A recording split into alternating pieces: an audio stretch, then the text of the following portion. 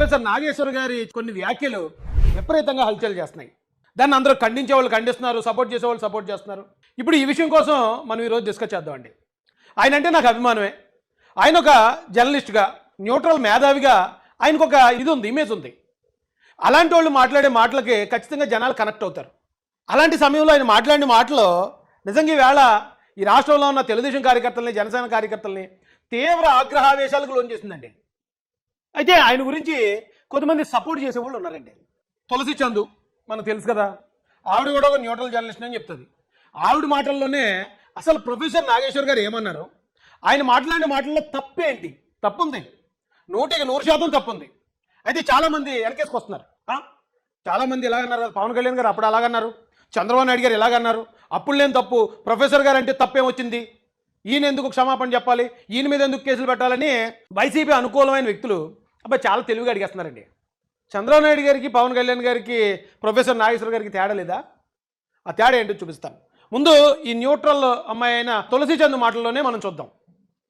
డబ్బుల కోసం ఆశపడి పేటీఎం బ్యాచ్ లో చేరి విశ్లేషణలు చేస్తారు అని చెప్పి ఒక దుర్మార్గమైన ప్రచారం జరుగుతూ ఉండడం అనేది ఎంతవరకు కరెక్ట్? ప్రొఫెసర్ నాగేశ్వర్ గారు ఎమ్మెల్సీగా వర్క్ చేశారు. ఉస్మానియా యూనివర్సిటీలో జర్నలిజం ప్రొఫెసర్ గా ఆయన రిటైర్ అయ్యారు. ఈ 2 పోస్టులకు గాను ఆయనకు వచ్చే పెన్షన్ డబ్బులే 1,60,000 కంటే ఎక్కువ. ఇలా నెలకు 10 లక్షల రూపాయలకు పైగా లీగల్ ఇన్కమ్ ని ఆయన పొందుతున్నారు. అలాంటి వ్యక్తికి ఎవరో ఇస్తే ఆ డబ్బుల కోసం ఆశపడి అనాలిసిస్ చేయాల్సిన అవసరం నిజంగా ఇప్పుడు ఈ మాట ఇప్పుడు చెప్పకపోయినా బాగుండేదండి.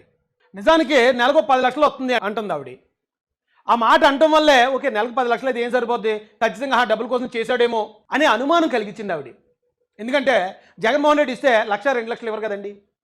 జగన్మోహన్ రెడ్డి ఎలాంటి వ్యక్తి అయినా ఒకవేళ నిజంగా ఆయన డబ్బులు ఇవ్వాలనుకుని ఆయన డబ్బులు ఇచ్చి మాట్లాడిస్తే ఈవిడ లెక్క ప్రకారమే నెలకి 10 లక్షలతో సరిపెట్టుకునే ప్రొఫెసర్ గారికి ఖచ్చితంగా అది ఉపయోగపడుతుంది. ఖచ్చితంగా తప్పు చేసే ఉంటాడు. తిన మాటల ప్రకారం ఆలోచిస్తే అండి నాకు ఆయన అంటే రెస్పెక్ట్ ఉంది. కానీ వెనకేసుకొచ్చేటప్పుడు కొన్ని పాయింట్లలో మనం కొన్ని జాగ్రత్తలు తీసుకోవాలి. 2 లక్షల రూపాయలు పెన్షన్ వస్తుందనో, యూట్యూబ్ ఛానల్ మీద ఎంత వస్తుందనో, ఇలాంటి వాడికి డబ్బులు తీసుకుని చేసే పని ఏంటంటే జగన్మోహన్ రెడ్డి గారికి 1,00,000 కోట్లు ఉంది, అందుకని ఆయన ముఖ్యమంత్రి అయిన తర్వాత అవన్నీ చేయడం మానేశాడా? లెక్కర్లోను, శాండ్లోను, ల్యాండ్లోను, మైన్లోను మానేశాడా? అరే డబ్బుల విషయంలో ఇదే చాలు అనుకునే మెంటాలిటీ ఏ మనిషికి ఉంటుంది?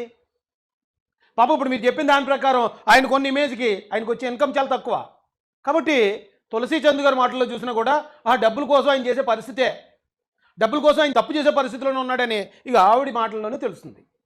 ఏమండి నిజంగా ఉంటుందా? 2009లో ఆయన పోటీ చేసినప్పుడు సాక్షాత్తు చంద్రబాబు నాయుడే ఫోన్ చేసి నాగేశ్వర గారు మీకు సపోర్ట్ చేస్తున్నాం, మీ ఎలక్షన్ పండుగ డబ్బులు పంపుతామన్నాడు. నేను గౌరవంగా రిజెక్ట్ చేశాను. ప్రొఫెసర్ నాగేశ్వర్ గారి మీద టీడీపీ, జనసేన కార్యకర్తలు సోషల్ మీడియాలో తీవ్ర స్థాయిలో దాడి చేయడం మాత్రమే కాదు, కాకినాడ జిల్లా కర్పవరంలో అలాగే ఇంద్రపాలెం ఈ 2 పోలీస్ స్టేషన్లోనూ ఆయన మీద 2 ఎఫ్ఐఆర్లు నమోదయ్యాయి. అందుకే ప్రొఫెసర్ నాగేశ్వర్ ఏమన్నారు? జనసేన నాయకులు పవన్ కళ్యాణ్, నాదెళ్ల మనోహర్ ఇతరులు వెళ్లి అమిత్ షాను కలిశారు. అమిత్ షాను కలిసి మనం జగన్ ను లోపలియాలి, జగన్ ను మా వాళ్ళ ఒత్తిడి తెస్తున్నారంటే అమిత్ షా చెప్పింది ఏంటంటే రాజకీయాల్లో ఇన్స్టాంట్ ఫ్రెండ్ ఉంటాడు, లాంగ్ టర్మ్ ఫ్రెండ్ ఉంటాడు.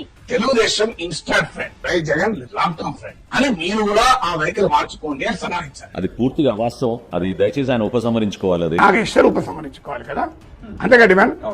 నేను బేషరతుగా నా వ్యాఖ్యలు ఉపసంహరించుకుంటున్నాను. ఇప్పుడు ఆయన ప్రొఫెసర్ అండి, ఆయన రాజకీయ నాయకుడు కాదు. ఫస్ట్ అందరూ గుర్తుపెట్టుకోవాల్సింది ఆయన ఏమన్నాడు ముందు, ఓన్లీ పవన్ కళ్యాణ్ గారు, నాదెండ్ల మనోహర్ గారు మాత్రమే అమిత్ షా గారు కలిశారట. వాళ్ళ ముగ్గురు మాత్రమే కలిసినప్పుడు మాట్లాడుకున్న మాటలు ఈయనకి ఎలా తెలుస్తాయి? పోనీ ఒకవేళ 4వ వ్యక్తి 5వ వ్యక్తి ద్వారా తెలిసాయి అనుకుందాం, లేదా ఇంకొకరు ఎవరో పవన్ కళ్యాణ్ గారు వచ్చి ఎవరితోనో మాట్లాడితేనో, నాదెండ్ల గారు వెళ్ళి ఎవరితోనో మాట్లాడితేనో ఆ మాట్లాడినప్పుడు ఎవరెవరు ఉన్నారో వాళ్ళు ఈయనకి చెప్పారు అనుకుందాం.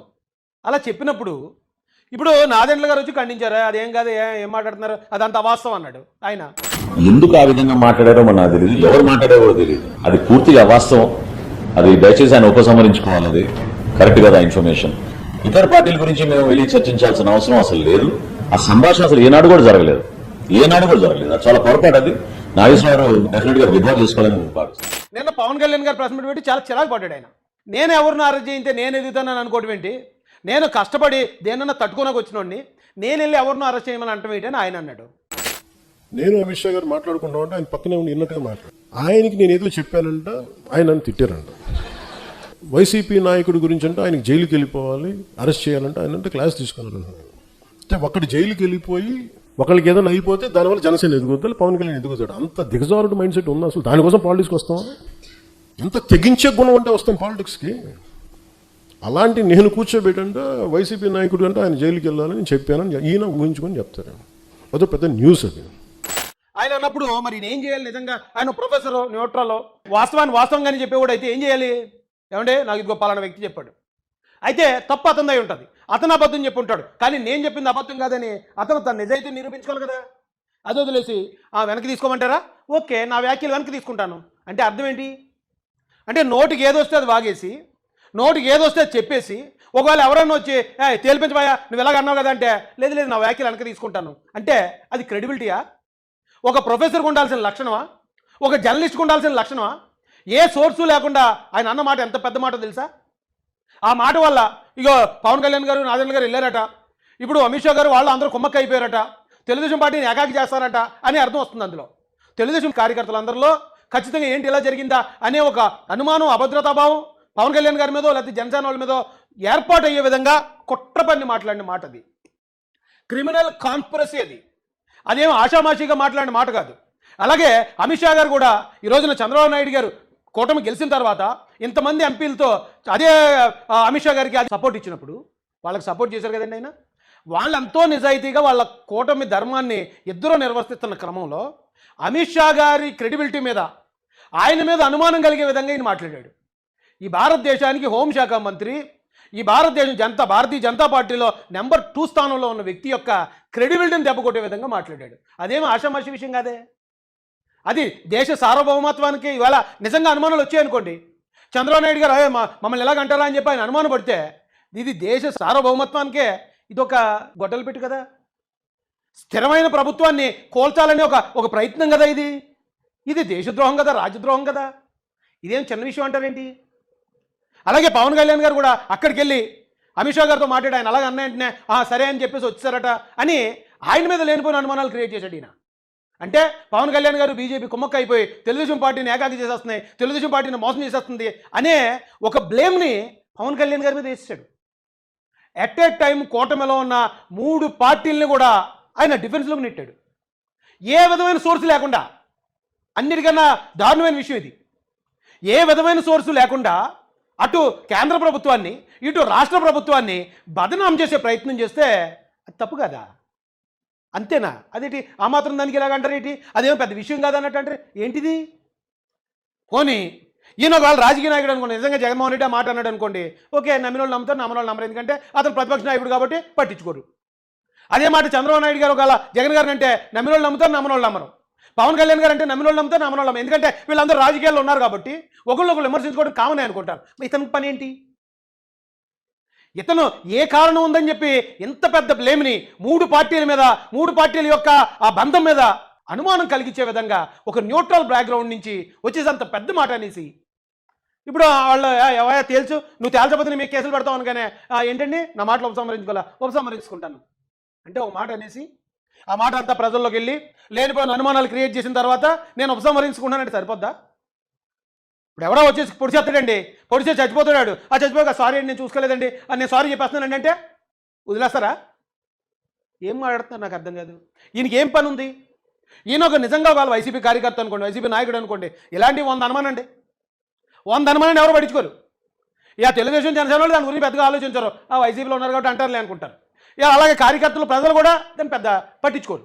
కానీ ఈయన ఏ బ్యాక్గ్రౌండ్లో ఉన్నాడు? ఈయనేమో కమ్యూనిస్ట్ బ్యాక్గ్రౌండ్ అంటాడు ఆయన, అలాగే నేను న్యూట్రల్ జర్నలిస్ట్ని అంటాడు.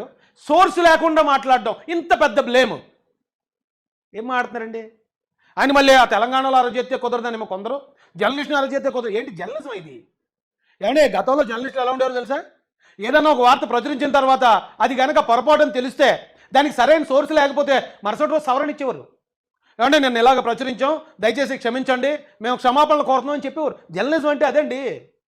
నోటికి ఏదొస్తే అది వాగేయటం, వాగేసి జనాల్లో లేనిపోయిన అనుమానాలు, అపోహలు క్రియేట్ చేసేయటం, మనం అనుకున్న ఒక పార్టీకి అనుకూలంగా దాన్ని ఫేవర్గా మార్చే ప్రయత్నం చేయటం, అదేం జర్నలిజం అది?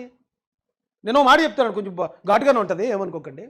ఇప్పుడు ఒక మహిళ ఉంది, పట్టుకుట్టు కోసం పడుపు వృత్తి చేస్తుంది అనుకోండి.